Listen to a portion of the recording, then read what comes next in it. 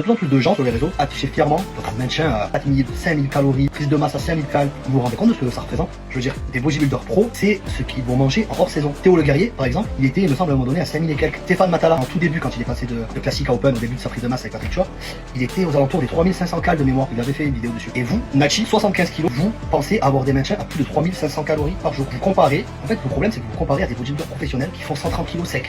C'est pas possible. Posez-vous les bonnes questions. Vous vous rendez compte qu'il y a un problème. Mettez l'ego de côté. Posez-vous les bonnes questions. En fait, je vois des jets avec des 500, 600 grammes de carbs par jour. Mais vous vous rendez compte que c'est énorme. Vous vous rendez compte que c'est ce que mange un bodybuilder pro. Donc déjà, il a ce qu'il faut pour assimiler tout ça. Mais quand bien même, en plus, au-delà de ça, c'est pas une fierté. C'est pas une fierté, je veux dire pourquoi. Premièrement, il vaut mieux manger moins pour faire plus de muscles. En soi, il est préférable d'avoir besoin de moins manger pour faire plus de muscles. Manger toujours plus, c'est pas bon pour la digestion. Quand on sait l'importance du système digestif dans la prise de muscle et dans la santé de manière générale, envoyer des 5000 calories par jour, c'est pas bon. Il vaut mieux prendre du muscle avec seulement 3000. 500-600 grammes de carbs par jour. Je sais pas si vous avez un métabolisme rapide comme vous le montrez fièrement, mais par contre, vous allez avoir une résistance à l'insuline très rapide. J'espère que vous faites des prises de sang contre votre glycémie régulièrement. Bref, on vit à une époque en fait où si on s'écoute, il n'y a plus que des génétiques exceptionnelles. Tout le monde a un métabolisme rapide, tout le monde est fait pour faire du muscle, tout le monde peut rester sec à l'année, tout le monde peut manger des quantités astronomiques. Par définition, on n'est pas tous exceptionnels. On est majoritairement des généralités et c'est ok.